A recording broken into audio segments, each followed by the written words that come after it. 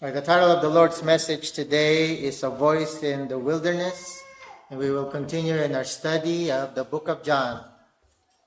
Now this is the testimony of John when the Jews sent priests and Levites from Jerusalem to ask him, "Who are you?" He confessed and did not deny, but confessed, "I am not the Christ." And they asked him, "What then? Are you Elijah?" He said, "I am not." "Are you the prophet?" And he answered, "No." Then they said to him, "Who are you? That we may give an answer to those who sent us. What do you say about yourself?" He said, "I am the voice of one crying in the wilderness, 'Make straight the way of the Lord,' as the prophet Isaiah said." Now those who were sent were from the Pharisees, and they asked him, saying, "Why then do you baptize if you are not the Christ, nor Elijah, nor the prophet?"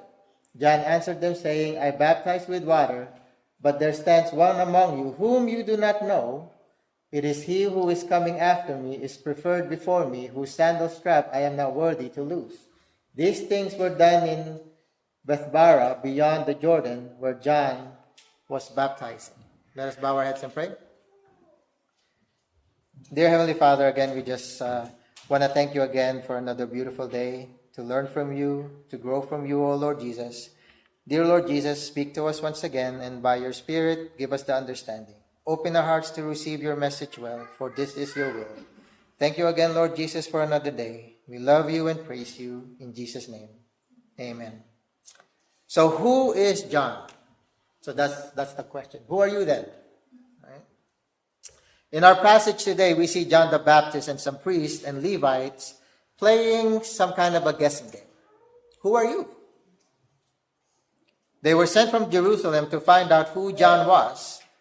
Already John gained a reputation. Dressed like a first-century hippie, he was from the wilderness, and his message, his proclamation, was sharp as a knife and straight as an arrow. No one who had heard John preach could mistake what he was saying. He was clear and he was uncompromising. He was straight to the point of why he was there. See, power meant nothing to John. Notoriety meant nothing to John. Only having a repentant heart before God mattered. And he made it plain that nothing but a humble and sincere heart was of any significance. His message called for a radical life change. A radical life change. And as he himself said, "I am the voice of one crying out in the wilderness, 'Make straight the way of the Lord.'" Now John was on the scene to prepare others for the coming Messiah, whom he would learn was his cousin Jesus. But John has a sole and singular purpose in his gospel, and it's very clear. Crystal clear. I would say it's clearer than, let's say, the purpose of Matthew, Mark, and Luke. We know that they're presenting Christ, but the John's gospel is not just presenting Christ. His theme and his purpose, he articulates, make it clearer, so to say, in chapter 20, verse 31, when he says, "These have been written, these words contained in this gospel, so that you may believe that Jesus Christ is the Messiah, the Anointed One, the Son of God, that by believing you may have life in his name." So that was John's sole purpose, to prepare for the coming Messiah. And he was there. He was there. And later on we will learn how he would be represented. Okay? Later on in the chapter. John's first line of testimony is there's another John called John the Baptist. And that's why verse 19 begins, "This is the testimony of John." And it refers to John the Baptist, not John the Apostle, who is the writer. So this is why your testimony about Jesus is very important. You are the proof of Jesus. That is why a testimony is very important. Okay, that's how you share the gospel. How did God change your life? How did Jesus touch you in your life?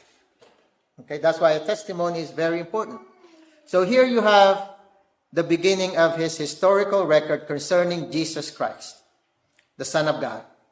It says that you might believe that, and that by believing you may have life in his name. That by believing you may have life in his name. That was his very purpose. That was his message, straight to the point, crystal clear. Verse 19 to 21. Now this is the testimony of John when the Jews sent priests and Levites from Jerusalem to ask him, "Who are you?" He confessed and did not deny, but confessed, "I am not the Christ." And they asked him, "What then? Are you Elijah?" He said, "I am not." "Are you the prophet?" He answered, "No." So he was honest throughout this whole thing. I'm not who you're saying that I am. I have another purpose why I am here. And I'm pretty sure you guys came here to make sure, to check, who is this guy? What right does he have baptizing? Right? Who are you? So that was their question. Now clearly, those sent to interrogate him thought he had something to do with the Messiah. Both Elijah and the prophet were figures upon whom messianic expectation had come to rest. For example, Malachi 4:5. It says, "Lo, I will send you the prophet Elijah before the great and terrible day of the Lord comes. He will turn the hearts of parents to their children and the hearts of children to their parents, so that I will not come and strike the land with a curse." So it's been prophesied. Are you Elijah? Because John had made a big name for himself. People are coming from everywhere. They want to get baptized, right? Elijah was supposed to appear and herald the coming Messiah. It even says that in Deuteronomy 18:15, "The Lord your God will raise up for you a prophet like me from among your own people. You shall heed such a prophet." Basically, listen. Listen to this prophet. But, of course, the hardened heart did not. Right? They chose to go otherwise. The people of Israel had a messianic expectation of this prophet. They were waiting. Are you him? Are you the one that we're waiting for? Was John one of these figures? Was he the expected Messiah? But John says no. John evades all of these identifications. See, like I said earlier, he was not looking for fame. There was nothing about him that deserves notoriety. He says no to all of the above. In one sense, now this is odd, only because even Jesus identifies John with Elijah, saying, "For all the prophets and the law prophesied until John came. And if you are willing to accept it, he is Elijah who is to come." Yet even so, John refuses this identification. Says no. He refused it. "I am not Elijah." You're talking about a different story here, buddy. I am not him. But he will come. He will come. Now, but wait. There was still one more question. The priests and the Levites were not quite finished. They want to send back report. Right? They were sent to talk to John, and they want to go back and give a report. They demanded that John give them something to go on, some piece of information they could take back to their superiors. They were determined not to return empty-handed. So they asked him, "Who are you?" Again, nagging. "Let us have an answer for those who sent us. What do you say about yourself? Who are you?" Still confused. Right? Still confused. So what does John say? He says that I am the voice of the one crying out in the wilderness, "Make straight the way of the Lord." John answers them from Scripture, from Isaiah 40, verse 3 to be exact. And what he says is not really an answer. He's basically telling, just wait. The Messiah will be revealed. But I am not him. I am not him. What does this tell us about John? Not really much. Not really much if you think about it. You see, John was on fire with the message. He wants to deliver it with all his heart, even to the point of death. And this message was one of good news, of calling the people of Israel to repentance, to receive forgiveness of sins. He was bold. He didn't care who was around. He didn't care if his life was threatened. He was there for a message. And he was also focused. He didn't care what was going on around him. In his mind, I have a message to deliver and I will deliver it. That was his sole purpose. The center of his attention was the one of whom he was preparing the people. His eyes were fixed on the one, the thong of those sandals he was not worthy to untie. The heart of John's passion was on someone else. And it was Jesus. That was his purpose, to introduce Jesus, to reveal the Messiah. Now, earlier in the gospel we read, he himself was not the light, but he came to testify to the light. The driving force of John's preaching and mission was Jesus. That was it. That was his sole purpose and mission, was Jesus. He saw himself as preparing the way for Jesus. John was baptizing with water, preaching repentance and forgiveness, and at the end of the day, Jesus was his message. Jesus was his message. Jesus was John's message because God had revealed to him that this Jesus, his cousin, was the Son of God come into the world. It had been revealed to John that this Jesus was the Lamb of God who would take away the sins of the world. It had been revealed to John that this Jesus existed even before he was born. Go back to the beginning of the book of John. In the beginning, there was the Word. So John knew. John knew. Now remember, John the Baptist was probably, again, a cousin, right? Related. Since the mothers Mary and Elizabeth were related, and John the Baptist was born about 6 months before Jesus. And so in the same 30 years that John was waiting to begin his ministry, Jesus was also waiting for to start his own ministry. Jesus waited in Nazareth in the home of Joseph and Mary. Joseph probably died somewhere in the period of that time.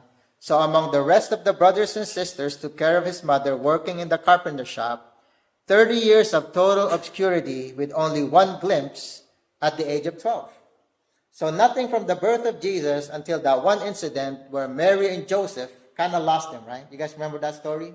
They've been looking for him everywhere, and they found him in the temple. What are you doing here? Why are you looking for me? Don't you know I'm about my Father's business? So after that incident, you would hear nothing of John the Baptist or Jesus, right? Until this event, the baptism event. Jesus waited in Nazareth in the home of Mary and Joseph. Now again, but during the same 30 years, John the Baptist, remember, nothing mentioned, he was in the desert. After you close the chapter of Luke 1 about Zacharias when he pronounces blessing and salvation on the generations to come because of the ministry of his son introducing the coming Messiah, John completely disappears. After that announcement about John, nothing. You might say he disappeared after his circumcision, never to be seen for 30 years. He was a desert nomad. So we're all the way down deep into the life of John, 30 years, and also 30 years for Jesus. Okay, and nothing. Nothing until this event, until this baptism event. There was no story about them until now. The baptism story now comes to light. Now it begins, and we'll continue on throughout the rest of the chapters. Verse 22 to 25. Then they said to him, "Who are you, that we may give an answer to those who sent us?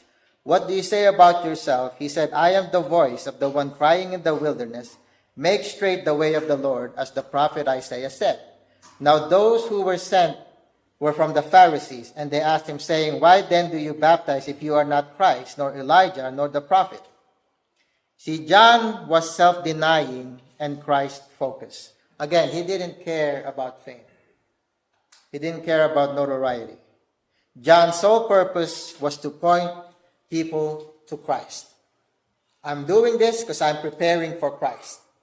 That was basically his message. He witnessed powerfully to Jesus as the Son of God, and he was called by God to prepare the people of Israel to receive Jesus. to be ready for his message. He knew the difference between himself and Jesus. He knew that while he was baptizing people, it would be Jesus who would really change people's hearts. Only Jesus. That's why he was sent. See, John knew his place. John knew his place. He knew that being a witness to Jesus meant drawing attention away from himself and towards Jesus. We can learn a lot from John. Sometimes we get to focus on ourselves because we carry the name Christian that we forget. We're also like John. Our job, our sole purpose is to point people to Christ and nothing else. Not religion, not tradition, but Jesus. When he finally offers information about who he is, he identifies himself simply as the one called to make straight the way of the Lord. He identifies himself completely through his relationship with Jesus. It is the identity of Jesus that determines his identity, his mission, and his life. John was basically saying, I'm here because of Jesus. I am here for Jesus and nothing else. That was his sole purpose, and it cost him his life. It cost him his life. That is why he was created. That was his purpose. That's his calling. To introduce Jesus. John was launched into ministry by the word from God. Now listen. John knew his history. He knew of the angelic visit to his father, although his father, you remember, couldn't say anything because he doubted the angel. Right? When his father got the news that they will have a son, because they were up there in age, it was impossible really for them to have children anymore. So they doubted. So the angel said, well, you're not going to speak until your son is born. So there you go. Kind of like a miracle birth also for John. The Lord shut his mouth until John was finally born and then went through the normal purification. He couldn't say anything up until that point, but after that, believe me, he spent his whole life telling the story about his son. He couldn't do it for 9 months. He couldn't speak. Right? He couldn't tell of that miracle pregnancy or what the purpose of his son was. He couldn't do it. But after John was born, boom. Story after story. He was able to speak. So he is the first, and he is a very formidable testifier to the deity of Christ. He is absolutely unique. There was no one like him. No one. You understand there hasn't been a prophet in Israel for 400 years. And then along came John. They haven't heard from God in 400 years. Then there's one representing God, preparing the way for Jesus. This is a prophet. This is a real, true prophet. He's saying that what he was saying, everybody wanted to hear. The Messiah is coming. You see, if you really think about it, we're also waiting for that same message. The Messiah is coming, the second one. We're also waiting for that coming. And he's telling us to repent, get our lives ready for his arrival. And so they were rejoicing for a while in his life. Now remember, John 5:35 says, he was a shining light, a burning lamp. He was a shining lamp, light, a burning lamp. Now verse 26 to 28. John answered them saying, I baptize with water, but there stands one among you whom you do not know. Because it's going to be revealed later on in the story. There's one standing among you whom you do not know. It is he who is coming after me, is preferred before me, whose sandal straps I am not worthy to loose. These things were done in Bethbara, beyond the Jordan, where John was baptizing. So until now, they don't know. But they thought John was it. John was the Christ. No. He's coming soon in a later story, in a later chapter. You will see. Because there will be a voice in heaven testifying of who Jesus is. The people were going to John by the thousands, typically speaking. if we can go back and look at their history for a little bit, they did have a baptism that they enacted for the proselytes, meaning Gentiles who wanted to become Jews and become part of their religion. So baptism was common. Water baptism was common. They could go through a proselyte baptism, go into water symbolizing externally what was going on internally. In other words, I want to be cleansed of my paganism and I want to enter into a religion of the true God of Israel. So this was common for them. They knew it. And they wanted to be part of it. Gentiles wanted to be part of it. Verse 22, and they said to him, who are you then, so that we may give an answer to those who sent us? We have to give a report back to the Sanhedrin, but what do you say about yourself? And after that saying, I am not, I am not, I am not, he finally sped up, I am not him. You came for the wrong person. I'll show you him later. Right? Verse 23, I am a voice, and he went over that the last time, I am a voice, that's all I am. He's very humble. Then back in verse 15, you know, he said about Christ, he comes after me, but he is higher ranked than me, for he existed before me. Then verse 27, the same attitude, he comes after me, and the thong of his sandals I am not worthy to untie. Amazing statement to show the humility of John. Remember, thousands of people are coming to him to get baptized, wanting to hear his message, but it didn't grow his ego at all. He remained humble because he knew what his purpose was. He was representing Jesus. It didn't go to his head. Regardless of how many thousands of people, it didn't go to his head. His sole purpose was to introduce Jesus. He's humble, he's selfless, he wants no titles, no honors, no money, no comforts, no followers, no disciples. He wants to point to Christ, and that's exactly what he does, and he just continues to point people to Christ. We should be doing the same. We should be doing the same. So John does what he always did, turn everybody's attention towards Christ, and there you have his first message. Verse 26, among you stands one whom you do not know, but he's here. He's been born. He's the same age as me, basically John is saying. But you will meet him. You will meet him in a little bit.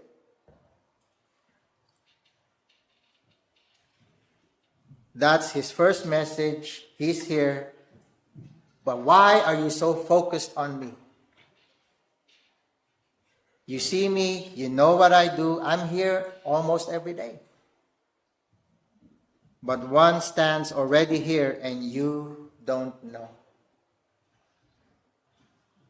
He's the one you need to know. He's the one, he later says, who baptizes in the Holy Spirit. In other words, he's the one who deals with your heart. The Messiah is present. He's here. He doesn't mean he's standing there by the water that day.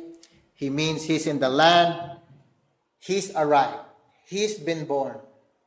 You will meet him later. Now, in conclusion, basically to John, he must increase, but I must decrease. Now, these words spoken by John ought to be our words also. Our goal is to lift up Jesus. Not to be famous, but to lift up Jesus.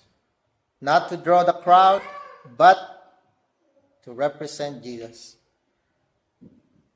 That ought to be our prayer. The purpose of the Christian life is for Christ to be formed in us through the power of the Spirit. The character of Jesus is daily being shaped in each and every one of us. And this is what Scripture means by bearing the fruit of the Spirit. So you and I, until now, we're being molded. We're being molded to the likeness of Christ. We should be continually growing, not just staying in one place. Don't be satisfied staying in one place. We still need to continue to grow. We are being remade into his image. Who we are, each one of us, should be primarily determined by our relationship with Jesus. It is who we are in Jesus. We are children of God, sons and daughters, brothers and sisters. That matters most of all. Our identity in Jesus means that we are called to be humble, self-denying servants of the Son of God, just like John. Self-denying title, only representing Christ. This doesn't mean that we are all to become prophets and evangelists, proclaiming and preaching, traveling from city to city, or living in the wilderness. We are called to testify and to witness to Jesus from wherever we are. Now, if your mindset as far as sharing who Jesus is to fill these seats, where your mission is off. Don't worry about filling these seats. That's God's job. But sharing and pointing to Jesus is our job. Wherever God leads them to go, that's where they will go. God has already given each and every one a talent that will be used somewhere else. If it's for this church, then it's for this church. But God has a purpose for each and every one that He calls. So don't worry about filling these seats. Just proclaim who Jesus is, just like John the Baptist, and let God do the rest. After all, that's what He's good at. Changing the heart. Making people new. Already we know that He is in the Word. He is the Word made flesh. With God from all eternity, we know that Jesus is the Son of God, sent to take away the sin of the world. We know that Jesus is the source of the truest grace and gracious truth. He is the Lamb of God, a symbol of sacrifice He would become on the cross, the reality of which we remember and celebrate today. Why we have been saved. We are saved for His purpose, just like John. We all have a mission. Now let us pray that as we learn from Jesus, makes God known through the Gospel of John, that we, by identifying ourselves with Jesus, can make God known to those around us. People need to know. People need to know. Just mention it, don't force it. Because remember, you and I, we cannot change people's hearts. Only God can. Look at the struggle that John the Baptist went through. Just point people to Jesus, and He will do the rest. Identifying ourselves with Jesus means, of course, knowing who Jesus is. Knowing who Jesus is means watching Him closely.